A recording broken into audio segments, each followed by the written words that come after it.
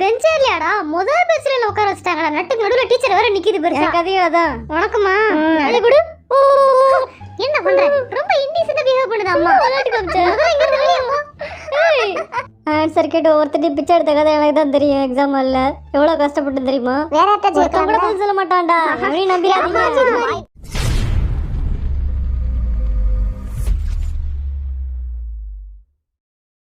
வண்டு முருகன் ஆரம் Kaipulla Jin Thigil Pandi J-Hope Soonapaana V அல்லாட்டார்முகம் Jimin snake Babu Suga Nesamani ஜாங்குக்.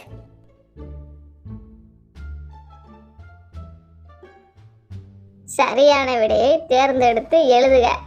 நம்ம கேட்போம் சாபுத்திரி தான். அதை போட்டு பார்த்து விளாட வேண்டியதான்.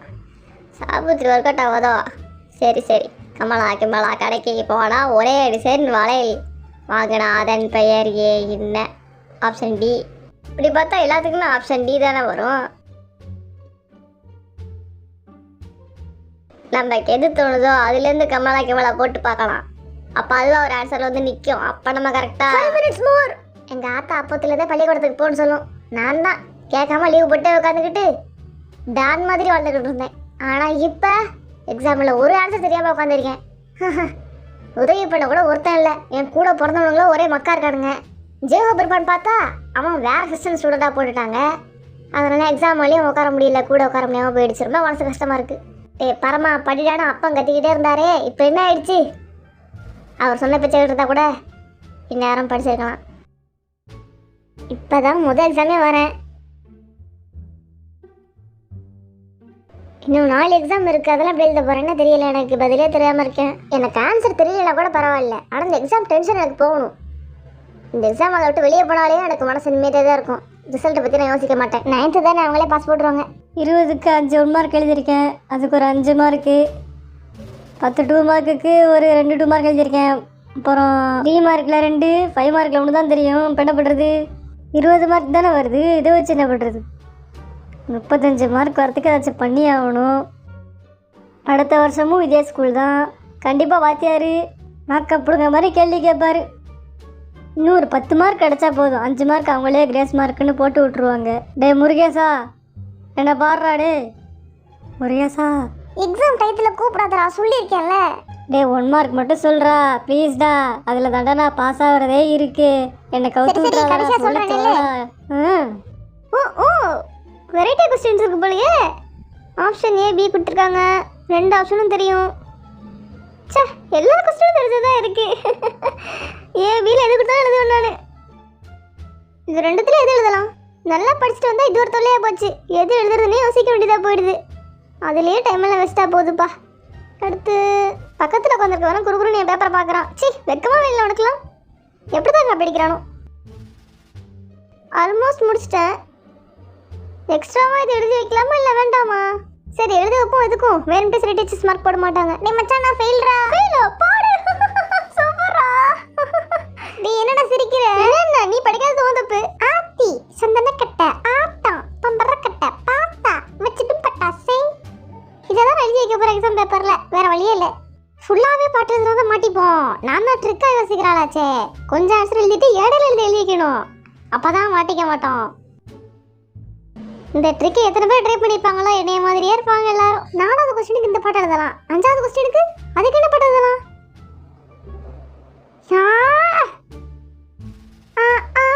அப்படி ஒரு பாட்டு இருக்குமே, அது எழுதலாமா? ஆனால் அது லிரிக்ஸ் தெரியாதே மச்சான். ஏதாவது ஒரு பாட்டை எழுது. அப்போடா நிறைய பாட்டு எழுதுனா மாட்டிப்போம். கொஞ்ச நேரம் கொஸ்டின் எப்படி ரிப்பீட்டடாக ஆன்சர் மாதிரி எழுதி வைக்கணும். பார்த்து அப்படி எழுத வேண்டியதான். இதான்டா ஜாஜுக்கு எல்லா ஆன்சரும் தெரிஞ்சு வச்சிருப்பான். எப்படி இருக்கா வேலை செய்கிறான்னு. நான் முக்கிய எழுதிட்டு இருக்கேன்னு பின்னாடி உள்ள வர என்னைய பார்த்து எழுதிட்டு இருக்கான். ஐயா பாவமாக இருக்கோன்னு நினச்சாலே. நான் எழுதுகிற பாட்டை அவன் ஆன்சர் நினச்சி எழுதிட்டு இருக்கான்.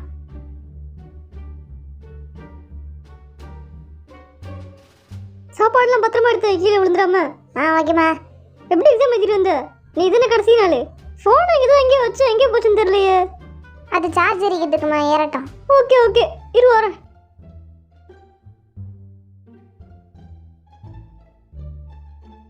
எக்ஸாம்ல என்னை விட நல்லா எழுத கொடுத்தனுமே இல்லம்மா.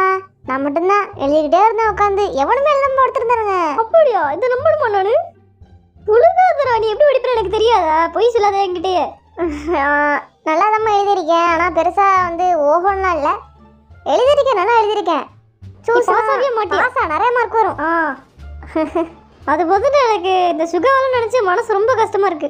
ஆனால் நீ எப்படி இல்லை, நீ நல்லா படிச்சிருவேன்னு எனக்கு தெரியும்டா. மார்க் வரலன்னா அட்லீஸ்ட் பாஸ் ஆச்சு ஆகணும்லம்மா. அவன் அதை கூட பண்ண மாட்டான், ஃபெயில் ஆகிறதுக்கு தான். ஆமாம்மா, நீ தான் படிக்க சொல்லணும். சொல்லி பார்த்துட்டு நான் கேட்க மாட்டேன்றான். எங்கே புரிஞ்சுக்கிறான்? அப்போ அப்பா கிட்ட சொல்லி பேச சொல்லி.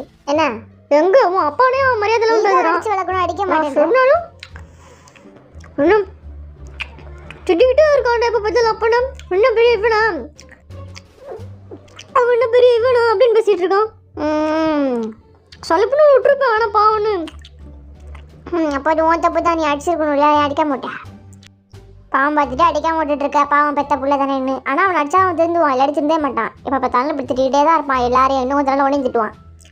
புரிஞ்சுக்கலன்னா போ. ஆனால் இவன் இப்படி ஆரம்பிச்சிட்டத நான் இன்னும் ஆரம்பிக்கிட்ட சொல்லவே இல்லை தெரியுமா? சொன்னா வீட்டில் பெரிய ரணக்கிழமை நடக்கும். சொன்னா அப்பா அடிச்சு போடும்ல. அந்த பிரச்சனை வரக்கூடாது நான் சொல்லாமலே இருக்கேன். இல்லாட்டி அடி வாங்க மாட்டான். ஆமாம், நீ சொல்லி பாரு ஒரு வாட்டி. ஆமாம் ஆமாம், அடி வாங்கணும். அப்புறம் அழுதுகிட்டு ஒரு மூணில் போய் உட்கார வேண்டியதான். அவன் அழுவானா? இவன் வீட்டை விட்டே போயிடுவான். ஆமாம், அழுவ மாட்டான். அப்புறம் பெரிய பிரச்சனை ஆகிடும். படிக்க சொன்னாலே அவனுக்கு அழுவ வருதுடா. படிக்க அழுகுறான் உட்காந்து. எதுக்கு படிக்கணுன்றான். எப்போ தெரிந்த போதும். ஆனால் 9th பாஸ் போட்டு விட்ருவாங்கல்லடா. ரிசல்ட் வெளியே தெரியாதுல்ல. ஆமாம்மா, அதெல்லாம் சொல்ல மாட்டாங்க. ஃபெயிலாக ரிசர்ச் இருந்தாலுமே அவங்களே பாஸு போட்டு விட்ருவாங்களா? ஏன்னா மார்க் வெளியே வராதுல்ல, அதனால.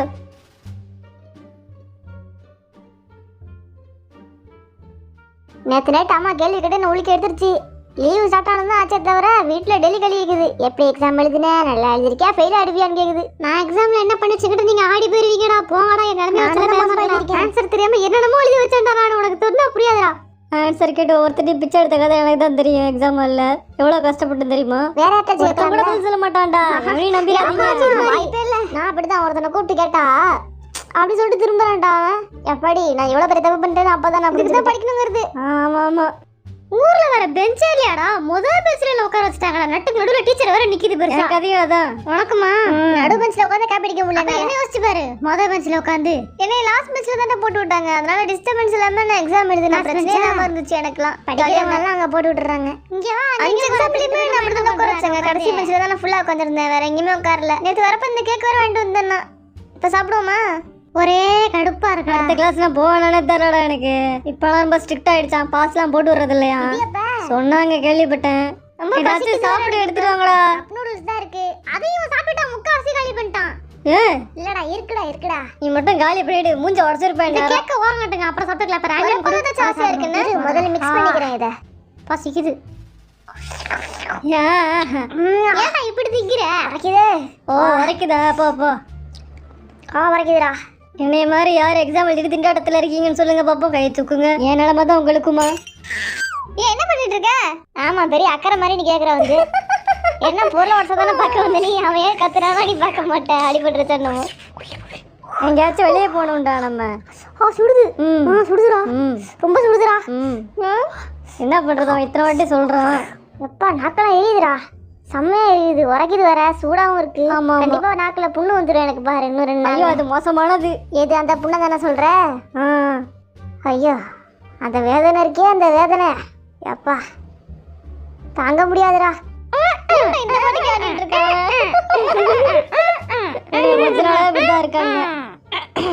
ஜேகேவோட சேர்ந்துதான் நானும் இப்படி ஆயிட்டேன். யாராச்சும் எக்ஸாம் ரிசல்ட்டுக்காக காத்துட்டு இருந்தீங்கன்னா பயந்துகிட்டே இருக்காதீங்க. இல்ல நல்லபடி தான் நாங்களே தெரியுமா உட்காந்துருக்கோம். கண்டிப்பா ஜேகே 6 மாசமா ஒரு பொண்ணு பின்னாடி சுத்தி நீ என்னடா ஆச்சு?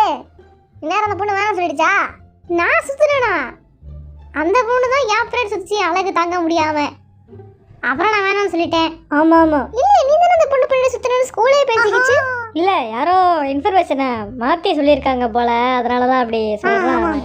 ஓஹோ நல்லா காப்பாத்தி விடுறாடா. நான் தான் பொண்ணுங்கள்ட்ட பேச மாட்டேனே. இல்ல நீ ப்ளே பாய் சொன்னாங்க. அதுதான் சும்மா ப்ளே பாய்னா அது நான் தான். அப்படியா? ஆமா நான் தான். இவன் பில்டப் வேற. நான் சொல்றேன் நடக்கிற கதை தான்டா இது. இதுல என்னத்த பெருமையா கட்டுட்ட நீ? அதான் நீ ஃபெயிலா போற. எல்லா பத்திலாம் பேசாத.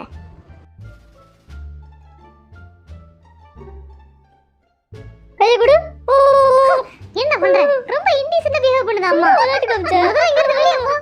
ஏய், பிள்ளைங்கள்ட்டலாம் இப்படிதான் ஜாலியா பேசணும். அதான் ஜாலின்னு சொல்லுதேடா. இது ஜாலியா இருப்பாங்களோட புத்திசாலியா இருப்பாங்க. விடு நம்ம அம்மா தான் ஃபன்னா இருக்கு. இந்த மாதிரி இருக்க மாட்டாங்க தான். ஏதோ முக்கியமான விஷயம் பேசணும்னு சொல்லி கூட்டிட்டு வந்தீங்க, ஒண்ணுமே சொல்லாம உட்காந்துருக்கீங்க. என்ன பேச்சு நடக்க போகுது இப்ப இங்க? உன் எதிர்காலத்தை பத்தி பேசுறதுக்கு தான் அம்மா அப்பா இங்க கூப்பிட்டு இருக்காங்க. எதிர்காலமா? ஆமா, உனக்கு மட்டும் இல்ல, நம்ம எல்லாருக்குமே தான். ஆமா, எல்லாருக்குமே நான் முடிவு பண்ணி வச்சிருக்கேன். சொல்றேன் அம்மா கல்யாணத்தை பத்தி பேசிக்கிட்டு. கல்யாணமா? விட்டனா உன் சவுல பிகிலு ஊதிரும் பாத்துக்க. நான் படிப்பு பத்தி பேசினேன். ஐயோ, ஓஹோ, இப்ப இந்த ஆசைலாம் வர இருக்கா உனக்கு? அப்பா நான் இப்பவே கல்யாணம் ஆசை சொல்ல நான் வரேன்னா கல்யாணத்தை பண்ணி வச்சிருங்க. அதெல்லாம் இல்ல. அதுக்குள்ள அவனுக்கு ஆசையை பத்தீங்களா? இதெல்லாம் ரொம்ப தவறானது. தெய்வ குத்தமாச்சே. உன்னை பத்தி எனக்கு தெரியும். சரி சரி. சரிப்பா, எங்களோட படிப்புக்கு நீ அடுத்து என்ன முடிவு பண்ணிருக்க? இல்லடா, அடுத்த வருஷம் 10th இல்ல, உங்களுக்கு கோச்சிங் கிளாஸ் நிறைய வைப்பாங்க. சாயந்தரம் போல 4 மணிக்கு வீட்டுக்கு வர முடியாது, சொல்லதான் வந்தேன். ஓஹோ, ஹையர் கிளாஸ் வந்துட்டு லேட்டா தான் வீட்டுக்கு விடுவாங்களா? அப்ப ரொம்ப நேரம் உட்காந்து என்னோட கிளாஸ் செட் அடிக்கலாமே. அம்மா, இதே ஜேகே வரதான் என்ன பண்ணுவான்னு கேளு. நான் என்ன பண்ணுவேன்? நான் பாட்டு படிப்பேன். வெள்ள அடிச்ச உடனே ஓடி முதல்ல வீட்டுக்கு வந்துருவோம். ஆமா ஆமா, சீக்கிரமா வந்துடும் வீட்டுக்கு. 9th வரைக்கும் கண்டிப்பா ஓபி அடிச்சிருப்பீங்க. 10th எல்லாம் அப்படி பண்ண முடியாதுடா, நல்லா படிக்கணும். சுமூத்தி தான் சொல்லுவேன், இந்த கிளாஸ் முக்கியம், இந்த கிளாஸ் முக்கியம்னு. எல்லா கிளாஸும் ஃப்ரீயா இருக்கிறது. ஆனா இப்ப நினைச்சிட்டு நீ இப்படி சொல்லிக்கிட்டு இருக்கப்பா. நீங்க 11th ஃப்ரீயா இருக்கலாம், 10th மட்டும் ஒழுங்கா முடிச்சிருங்க. அப்படியா? நம்பிராத சும்மா ஏன் இப்படி போய் சொல்றீங்க? 11th ஸ்ட்ரிக்ட்டா தான் இருப்பாங்க. போய் சொல்றத எடுத்துப்பா. ஏன் போய் சொல்றீங்க? டேய், இரடா உங்க கூட கொலை பண்ண பாக்குறீங்க? ஆத்தாடி, செத்த நேரத்துல என்ன பண்ண பார்த்தா? 12th முடிச்சு காலேஜ் முடிச்சிட்டா, அப்ப நீ ஃப்ரீயா இருக்கலாம். ஓஹோ, இல்லடா நீ வேலைக்கு போணும். என்ன என்ன சொல்றீங்க? எங்கடா போற? என்னடா படிச்சு முடிச்சா ஃப்ரீயா இருக்கலாம் பார்த்தா அப்ப ஏதாச்சும் ஒரு வேலை வந்துகிட்டே இருக்கு. உங்களுக்கு வச்சு சண்டே லீவ் கிடைக்குது, எனக்கு என்ன கிடைக்குது? நீ என்னைக்கு சமைச்சிருக்க? ஆமா, காசுலாம் சமைக்காம ஏமாத்திட்டு என்னைய சமைக்க வச்சிருவ. என்ன கேட்டுக்க, நான் கஷ்டப்பட்டு ஆபீஸ் போய் உழைக்கிறேன்டா, அப்ப வீட்டுல இருந்து சமைக்கணும்ல. எங்க சமையல் எங்க தலையில தான் விழுவுது. இப்ப நான் சொல்லிட்டு இருக்கேன். ஏன்டா என்ன மட்டும் கஷ்டப்படுத்துறீங்க? நீ மட்டும் அப்ப ஆபீஸ்ல என்ன பண்ணிட்ட? நான் என்ன பண்ணிட்டேனா? எவ்வளவு வளர்த்துமா பாப்பா உட்காந்து கண்ணை முடித்த கொடுத்துக்குள்ள அடுத்த வேலை கொடுத்துருவாங்க. நாங்களும் அப்படிதான், ஒரு டெஸ்ட் முடிப்போம், அதுக்குள்ள வேற மிஸ் வந்து மண்டை கடுப்பு கலப்பி விட்டுருவாங்க. எங்களுக்கு செம்மையா இருக்கும். நிறைய வருஷம் இருக்குடா ஸ்கூல் லைஃப்லாம் முடியும். ஐயோ, ஜேகே அமைதியா இருக்கா? என்ன பண்ணி வச்சா? திலுமுள்ள பண்ணிருக்கியா? சொல்றா, சொல்லு. என்கிட்ட உன்னால மறைக்க முடியாது பத்துக்க. நீ ஏறத்தான் சின்ன வயசுல நான் பண்ணதான் இவனும் பண்ணிருப்பான். நான் பண்றதுதான் நம்ம அப்பாவும் பண்ணுதா. அப்பா அம்மா ஏமாத்திருச்சா? இது வெளியும் சொல்ல முடியலையே. என்ன ஜேகே சொல்லு. ஒண்ணும் இல்ல, சொல்லுடா, எப்படி எக்ஸாம் எழுதிருக்கேன்னு பாரு அப்பா. அது வந்து இந்த கேள்வியை மாத்த மாட்டாங்களே. என்னடா மௌனமாவே இருக்கிய? ஒழுங்கா எழுதலையா? நல்லா தப்பா எழுதியிருக்கேன். அப்ப சரி, எவ்வளோ நாளைக்கு இப்படி ஊரே மாத்தி அலைய போறனோ தெரியலையே. அடுத்த கிளாஸ் நான் தாண்டவே இல்லைன்னா என்ன பண்றது? பயமா இருக்கு.